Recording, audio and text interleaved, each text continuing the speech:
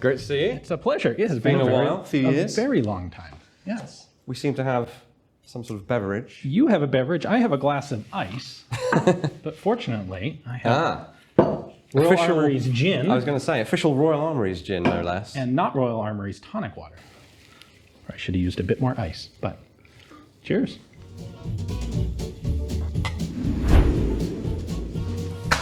All right. Let's see if we can get this one. Yeah. Ready? Yeah.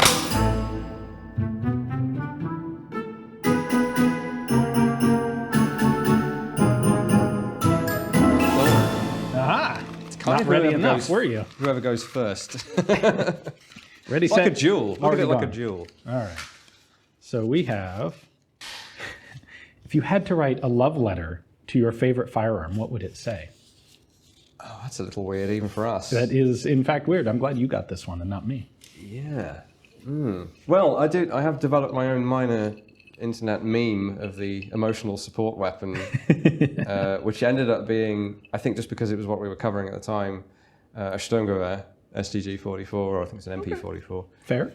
And so I suppose I might lean into the meme and write an ode to that. And thank you for getting me through these terrible cursed gun images and videos that people keep inflicting upon me for essentially their entertainment. Now, would you have to write this romantic love letter in German, the least romantic of all the languages, or? Well, yeah, it could be problematic in a number of ways, like language skills, history, but It's not really appropriate, maybe, to write a French love letter to a Sturmgewehr. you could write it in technical German, and then not even a German would understand it. No, it would have to be in like black letter, like 19th century Imperial German. Fracture. Yeah, that's exactly the font. Yeah, I don't know what the words would say, but that's as much as I'm giving up that one.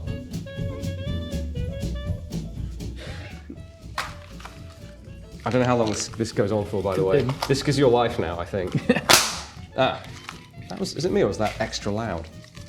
What? No. Very good. So this is like a tradition within a tradition. Vaguely disgusting. I'm not even going to try and put it, but can you guess what this is? Yes, that's a mustache. Yeah. So this is supposed to clip onto your septum?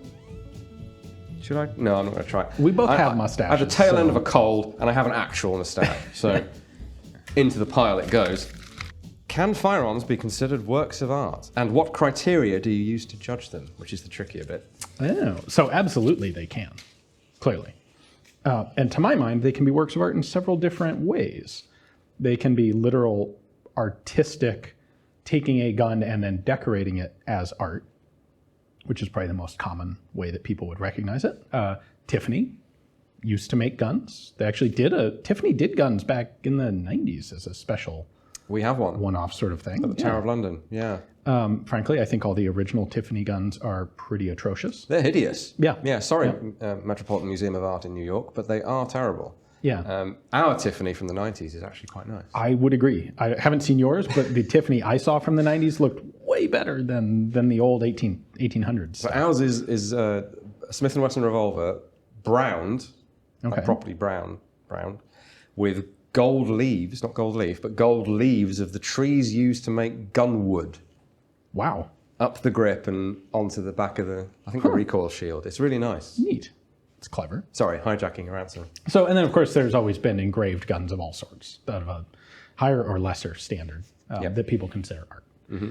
But then to me, there's also the guns that are art as design and also art as manufacture. Because there are some incredibly well-made, handmade firearms that are examples of the machinist's, truly the machinist's art. Yep. And there are guns that I find artistically beautiful just in the engineering and the design that went into them. Coming up with ways for one simple piece to do multiple complex things. I think it's not art in the traditional sense, but having an engineering background, to me, that's the really interesting sort of art. It may not be art, but it's design. Art and design are usually, they're often talked about together. Yeah, to me, art is an elegance that is not really specifically objectively definable. It's elegance. And there are engineering designs that I think absolutely meet that. I mean, some things fit the applied art definition, some more so decorative art, but I think the easy sell is always the older stuff for various, obvious reasons. The older something is, the more people can accept it, regardless of their interest and background. And even, so something that's going in our Reloaded exhibition is a baby Browning. But it's serial number 5 of what seems to be a really limited run of Art Deco decorated baby Brownings, like peacock blue, niter blue, and then gold lines and Art Deco shapes. And I've shown that to a number of people over the years, and they can all agree that that is art. It's literally, and it follows a school, a trend. That's cool. But then it's harder with stuff like a plain Jane 1911 or an AR-15, which I would argue both are very sculptural pieces of, like the AR-15, classic 50s era aesthetic. That is true. I forget the correct term for it, but it's an era of design and art. Mid-century modern.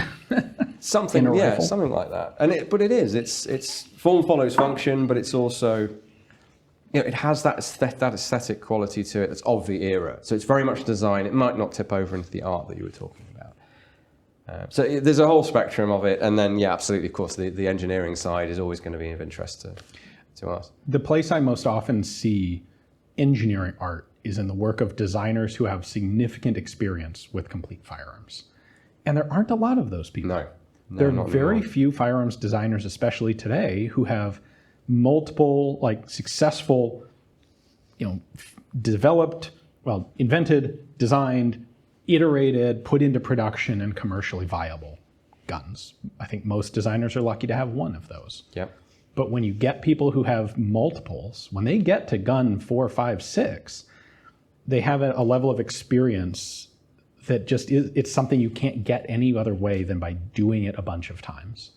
Tony Neofitu is probably the guy who who best exemplifies that of the people that I've had a chance to actually meet. Sure. And this is going to sound the exact opposite of art. His 20 millimeter Neopup or Inkunzi shoulder fired grenade launcher, to me, that thing is engineering art, because it's an inertially locked system, and the internals are so simple and so beautifully, brilliantly engineered that I find it an amazing firearm. And most people looking at it just from the outside, you'd never recognize what's going on inside it. Yeah, I buy the art of the engineer, or the art of engineering as a subset or like a parallel to the more conventional stuff.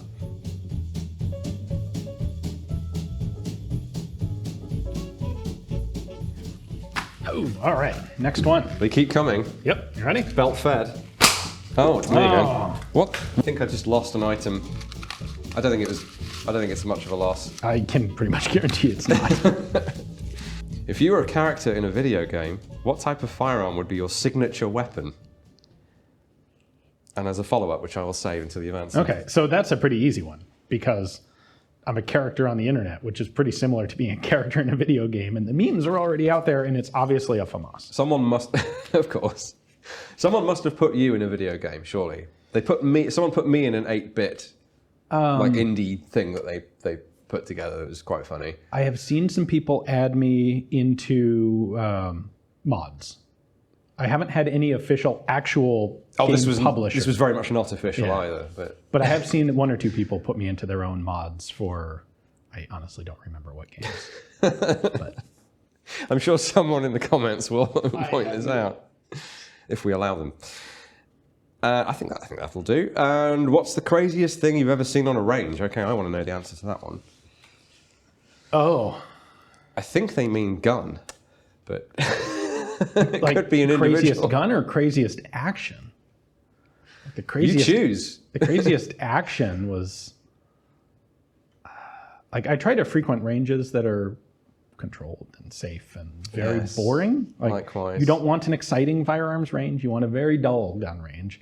I was at a match once, and we're behind the line on a concrete pad under a roof, and people were just reloading mags, waiting for their turn to shoot. And someone dropped a round of 5.56, and it actually detonated when it hit the ground. Really? It hit exactly at the right angle that the primer hit a little pokey uppy bit of a pebble. Wow. And the round popped when it hit the ground. I've wondered about if that's ever happened. Yeah. And clearly it has. I've seen some Instagram video of similar sorts of things happening once or twice, but I was actually there and I saw it happen. We're all loading mags and pow, and everyone goes, what was that? And it was literally just a dropped round. I mean, I have explained when people who aren't familiar with ammunition and think it's explosive, it's dangerous, and you're normally explaining that it's not usually dangerous. And it, I think I've said it would take a freak incident where you dropped it directly onto a tiny thing. It's happened. It has. And you know how fast the bullet gets going when that happens? Not very. This is a trick question. The bullet goes nowhere. Yeah. Because the bullet weighs more than the case.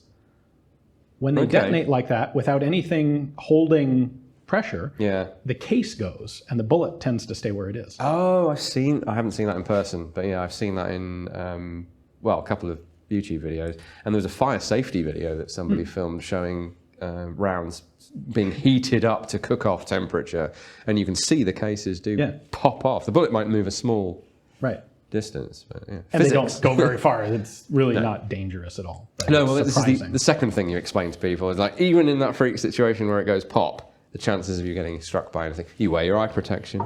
That's the only thing that could possibly hurt you is if it went right into your eye. Yeah. So.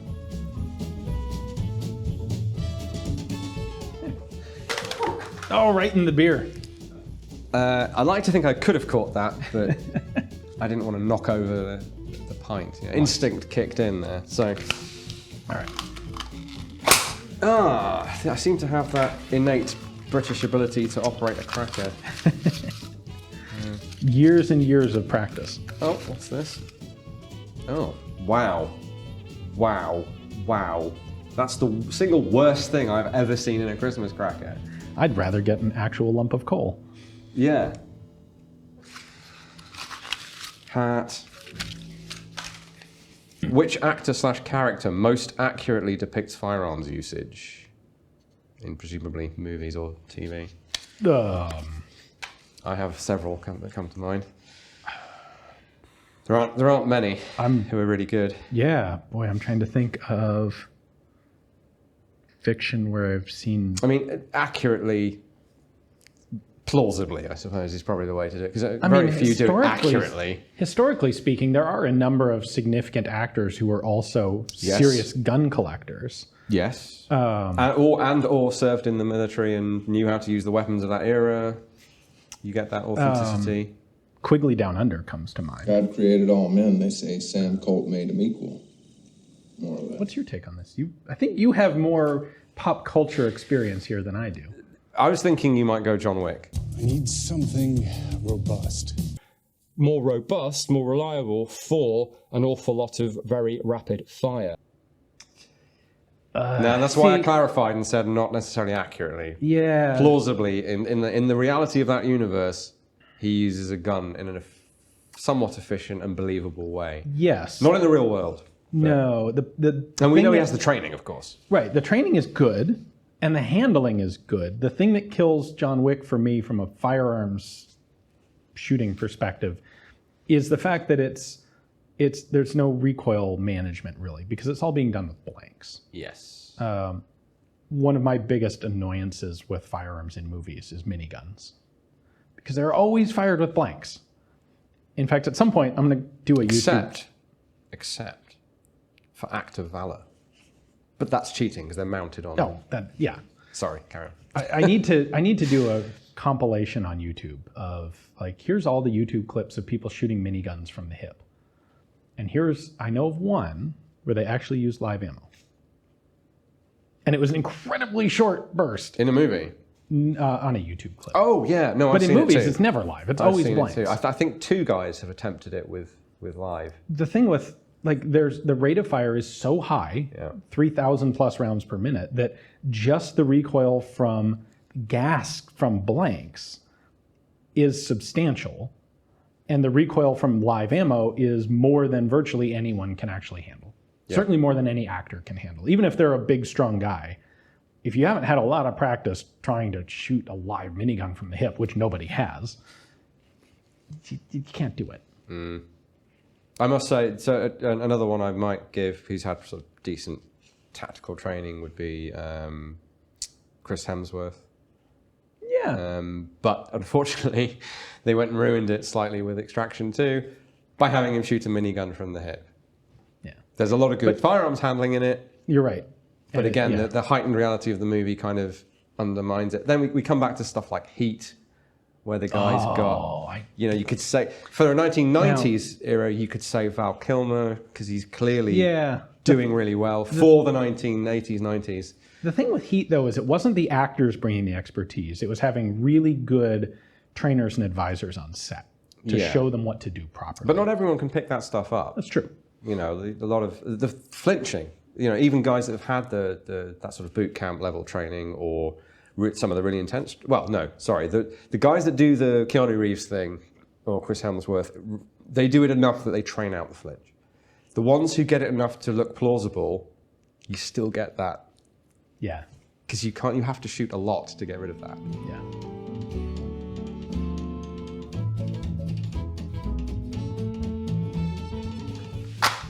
I just looked into the light. They That told me was a not to do mistake. that. All right. Can I maybe get one of these? Hey! Yes. Ha-ha. All right. Any scientists at home, please tell us the physics behind the Christmas cracker. What is your go-to song for karaoke night with fellow firearms enthusiasts? Because you absolutely strike me as the sort of person who goes to karaoke night with fellow firearms I enthusiasts. have been to one karaoke night, and I did not sing. That is more than I have ever been to. Yeah, I merely observed. However, there are a number of gun-related songs, as you know. So, again, if you had that hypothetical gun to my head, such that I would sing in public, which is what it would take, by the way. Yeah. Shoot to Thrill, AC/DC. All right.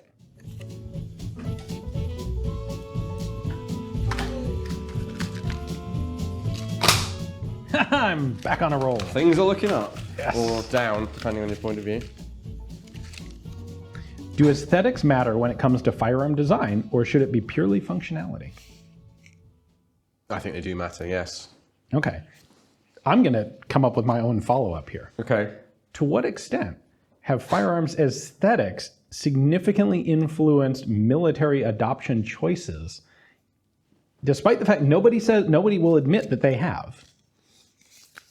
So I think the way that ends up mattering is in the trials process. Mm-hmm. And you see some of this in archival material about handling well and even looking well sometimes. I remember specifically a comment about, can you take the XM8 and make it look more Starship Troopers?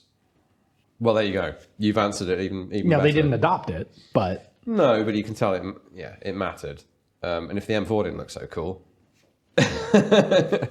and this isn't a new thing. This isn't, someone's grown up on Vietnam War movies, so they favor an AR type platform or whatever. It goes way back because it's baked into handmade objects, muskets. And that's just on the military side. Cavalry pistols, you name it. They're made to a certain fashion of the day. They're not embellished with the pineapple of it's just the latest object that the posh people are excited about. But they have, this is why every regiment has every cavalry regiment sometimes has its own specific carbine or pistol, because they want it not just the technical specs, which are, let's be honest, minimal, flintlock, right, 65 caliber. You're not going to get much wiggle room there. Yeah, has to have a buttstock, whatever. They want something that looks right for them, and it's not usually expressed in writing, and because no one wants to look silly, like they're favouring form over function, and presumably it's not over function, but it is weighted. And we know that some firearms have been designed purely to look good. Yep. The Tavor. I was going to say the CR21. Oh, definitely. Yeah. They designed that first and then figured out how to build it.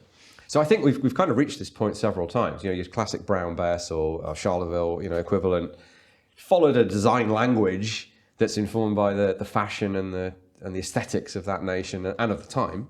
Mm-hmm. And then we've kind of reached it again with, it's like car design. You know, like we go from curved edges to square edges to a mixture of the two to back to square again. And we've now reached that level of technology, like we did with the flintlock musket, where we know the barreled action and the mechanism, and we can put it in whatever we like. So the HK433 is another great example. Yes. Gun in space, isn't it? I mean, it's got a realistic remit behind it of melding their existing products to try to create something cheaper and more purpose designed than the 416 with the piston on it.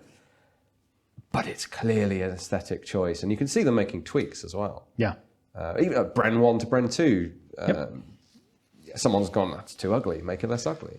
Yeah. I think. A lot of this we can't prove. No one's ever willing to say it, but it's very much true. Yeah. Like, people absolutely, it matters. Especially, I think people often have this idea that firearms trials are decided based on a complete understanding of all the technical merits, which is nonsense, because often a lot of the people running trials are not subject matter experts. Oh, no. And what looks cooler and what seems to give the impression of being better is absolutely a real factor in the final decision. What it would be great to do is to get in on the ground floor when these trials are going on and carry out oral history interviews effectively. Absolutely. To see what's really going on behind the thought processes. Because troop trials in particular, the soldiers get their say over, and it's got to look cool. War-y, alley, you know? Yeah. Whatever the term might be. Gucci is the current term of art. And that's baked in as well. They have their own preferences. Now, that won't necessarily stop something getting adopted, but it all feeds in. Right. And individual officers have always had an influence on this. We talk about all sorts, but yeah, so we're pretty sure it's there. It's just usually a bit intangible. Yeah. And when it comes to the civilian market, it's a far easier question where absolutely it's obviously important. Yeah. Because a great many civilian firearms are bought for reasons beyond their specific technical capabilities. And civilians do talk about it. Right. Gun magazines, the internet. I want the one that looks cool. Each other. The Laugo Alien. Yeah. Like, part of its design process was it looks really cool. And yeah, there's a technical inside that's very clever and very sophisticated, but is then very deliberately put into an overall aesthetic that looks cool. And it really does look like an alien. Yeah. Of course, the inverse is also true. People are very quick to jump on, especially online, and point out that things are ugly. And then you'll inevitably get this response. It doesn't matter what it looks like. It matters how it functions. Right. But it does. Both matter. I mean, maybe something like the SGG 57 is like the exception to the rule. Ugly. Yeah. Where they really did go, no, this is what's the most efficient. Yeah. They must have, yes. I don't know how many more we have.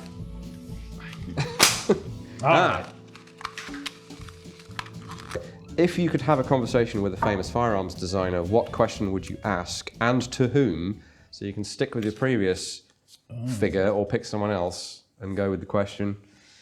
I think that the question I would ask most people would be, what would you do differently? Having seen the whole process through. Makes sense. What would you change? Like, what was the mistake that you recognize now that you didn't recognize when you started? Or, obviously didn't recognize when you started, but... Would you limit that to their lifetime, or would you give them the full hindsight to the present day? No. I mean, it's you asking, so... For me, no. This would be in relation to their specific firearm. And I could apply that to almost anyone. Yeah. Like Kalashnikov. Now, maybe Kalashnikov's answer right off the bat is, like, maybe we shouldn't do the stamped receiver till we've got a little more practice at it. Stoner? Like, Stoner? What would Stoner do? What would you do if you could go back and do it? Like, if you could start knowing what you know now, what would you do differently on the original AR-15? Yeah, I mean, that has to be the ultimate answer for you, surely. The ultimate question, sorry. That's the answer to the ultimate meme. question. Hitchhiker's Guide. We got, obviously, there were a lot of people who were like, we know what Stoner did. He did the SR-25. But that wasn't the question. It was, what would Stoner do if he was designing, and this is related to this question, what would he do if he was designing the AR-15 in 1957 but with the technology that we have today, with the material science that we have today. Yeah, not with all the constraints of already having designed it and being asked by knights to tweak it. And so I think our answer to that is pretty valid. And the SR-25 is a different gun made for different purposes at a different time. But what would you do if it was 1957 again and you were doing the AR-15 again or the AR-10? Yep. Like, would you have deliberately made the AR-10 heavier? That might be a more interesting question, given the way it could have changed history. If we see the most successful iteration of the AR-10 was the Portuguese version, which has significantly more weight. It's, some of the features are gone, some new features are added. It actually has a sort of a forward assist. It has a way to force the bolt forward. Push down on the charging handle and you can push it forward. Yeah. He's gotten the whole concept of the moderator built in, the titanium moderator. Yeah. Was that good? Was it bad? Like, it was expensive. Would you get rid of it because it wasn't worthwhile? Or would Stoner suggest that perhaps it was worthwhile and there were ulterior factors that forced it to be, removed? That would be a really interesting question. Because that would address a lot of the US Army's concerns in, 55 was it? Or 56? About that, yeah. Of it being too lightweight, the infamous barrel bursting. I think answer number one is I definitely wouldn't have made it with a composite barrel. Yeah. So you could easily make that a much better competitor to the M14, or ultimately what became the M14. Absolutely. I think you could easily defeat the M14 in every way except maybe politics. Well, this is the thing. Can you make it so much better that than the M14 that can overcome the political inertia, the political bias in favor of the M14? Yeah, I don't think even Stoner can answer that one for us. He couldn't answer it. But yeah, in general, if I could go back and talk to any historical firearms designer, the question to me that is most interesting is, knowing what you know now at the end of the process, what would you do differently at the beginning? Yeah. Because we know just with books and videos, we would do something different almost every time about 5 minutes after it gets published or goes live. But sometimes those answers are things that are based on weird eccentricities of the people involved in the decision. Like, if I'd known that the officer in charge of the trials really thought that such and so was the best looking gun, I would have made mine look more like that, and then I would have won irrespective of the technical elements.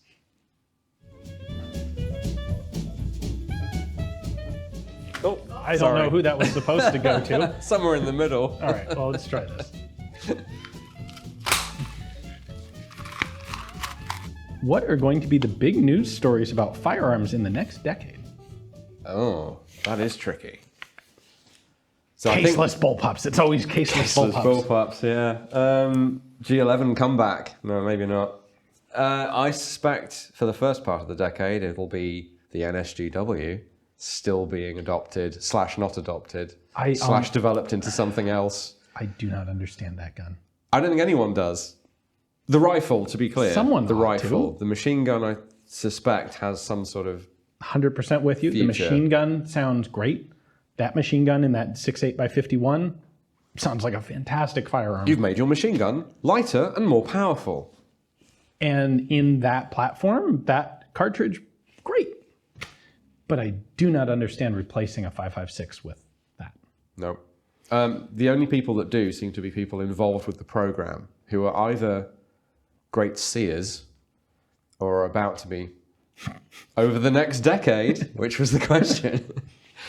And the reason I bring that up is not to cheat, because in theory this is a done deal. It's gone to the 101st Airborne for essentially troop trials. It doesn't have a formal type test. It's XM7. Still an X, still. yeah. So it's not formally adopted to replace the M4, but it's certainly barreling down that road. Yes, they're trying the US Army, we should say. The US Marine Corps is not going this route currently, right. Nor anyone else that might need a... The Army will adopt it, and then the Marine Corps will gripe that they don't get the good stuff, the good new stuff, having deliberately not adopted it. We're at a point similar to where percussion firearms were for a very long time, where it's a very mature technology, the cartridges and the firing systems that we have, and I really think it will take some fundamental new discovery, new development to push things forward. And for the foreseeable future, we're going to have continually, like, we're going to iterate 1% more efficiency out of the system. And you'll end up with like the most fantastic AR-18 derivative ever imagined. Yep. And then at some point, someone will invent the next version of mercury fulminate. Yeah. And there will be a complete paradigm shift. But you really can't predict what that will be or when it will be. Yeah. I mean, I do agree. And certainly over this 10-year time frame, there's nothing coming down the pike beyond slightly envelope pushing stuff like NSGW, which is questionable. Right. Because you're pushing the envelope too far. Maybe I like being in that envelope. It's The a envelope, happy, cozy envelope. The envelope exists for a reason. Yeah, exactly. And there's so much to, like the other aspect of that program, not to harp on it too long, the optical sight, range finding, That's where moving things are reticles, developing. multiple targeting, memory, even networking in the squad, you know, all of that stuff is... So here's a frightening thought. What if your scope can identify targets for you? There's no reason why not. Basic AI systems Yep. can be like, that's a human, that's a human, Yep. that's a weird rock, and we'll track them and predict where they're going to go. And also, we can tell the range and the direction, and we'll communicate this to all of your buddies in your squad, and they'll know, like, even if they don't have line of sight to the target, they'll know that there's a guy right there. Yes. That's the stuff that's That's happening plausible over 10 years because we're already looking at the optics being introduced and some of the networking if systems. it's not already happening. Yeah, I think it is already happening. I mean, people, the alien sentry guns, that already exists. There are guns on the Korean border that in theory could be set to autonomous mode to identify, track, and engage targets. But the gun inside is an M2. Right. It's in a shiny white carapace, but it's an M2. So that kind of illustrates or sums up the ramble we've just had about where we're going in 10 years.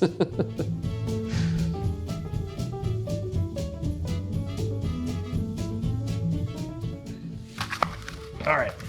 One more? Right. All right. My winning streak has come to an end. I think this will have to be the last one. Do you want one final? Oh, you have now. A frog. Not just any Oh, frog. that's a little jumping frog, isn't it? Right It where throws it belongs. itself in the rubbish. In the bin. Yep. Get in the bin. I'm starting to use British terminology now. In the bin. Yeah, I weirdly avoided using bin, but then said rubbish, which is just as British. Cream before jam or jam before cream? Well, it's clearly British. What gave I'm it trying away? to think about what would have both cream and jam. Clue, it's not tea. Right. I But it figured is that tea one out. related. So it must be biscuits. Very close to biscuits, but not our biscuits. Scones? Is that okay? Correct. So I'm gathering from your answer that you, or near your answer, you're going to have to imagine what it would be like to have one. So I have eaten a scone at some point in my life. Oh, okay. I've never put cream on one. Oh. Would this be a liquid cream or would it be some sort of solidified? Yes, that. It's something called clotted cream. Okay. Which sounds Is that the one that disgusting. comes out of the pressurized can? Very much not, no. Which If you try that, you will get evicted. Deported. Not evicted. Evicted, then deported. Yeah, so the traditional British cream tea, which does involve tea, is a scone or a scone, depending on which part of the country or what social strata you come from. Both sometimes. There's this debate, much like the milk in first thing that we went through some years ago. Because if you get the brew sufficiently strong, you don't have to worry about whether you put it in first or last. That's the secret. Whether you should put the dollop of thick, gloopy, like more than double cream. This clotted cream is really thick stuff. Okay. And then a spoon of jam, strawberry, raspberry, No. whatever. Or the other way around. Okay, so It's jam- like the sandwich. jam has to be evenly spread across whatever the vehicle for I the jam saw is. that click in your brain when Right. you heard me. Yeah, it's like, Whether it's no. toast or a bagel or a scone, the jam has to be evenly spread across it. So clearly the jam has to go first, Right. and then the cream doesn't get spread. The cream goes blop on top. So it's jam and then cream. Yeah, I think I agree. And I actually, I need to hand in my passport because I don't really have strong feelings about this one. A bit like the tea thing, where it kind of just comes down to what you like, for God's sake. All right. Well, I've clearly drunk plenty of gin. You've drunk essentially nothing of value. Yeah, even if it had been alcoholic, I would be nowhere. So you were at the disadvantage. But cheers anyway. It was great fun. Merry Christmas. Merry Christmas to everyone. you. All right, I really appreciate being invited on as a guest here. It's really great to see Jonathan again. Really fun to be part of the Royal Armouries channel. There's a fantastic museum here. So if you find yourself in Leeds, absolutely stop in, check out the museum. It is Christmas. If there's a gift you're looking for, they have a ton of stuff in the gift shop here physically, including Jonathan's book, Thornycroft SA80, A History of British Bullpups, which is fantastic, if I may say so myself. If you're not in the UK, you can pick it up on headstamppublishing.com.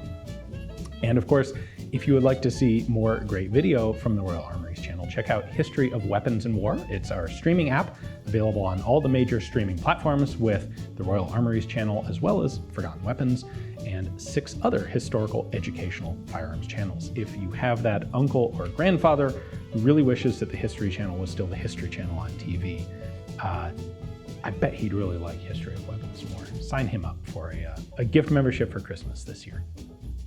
What he said.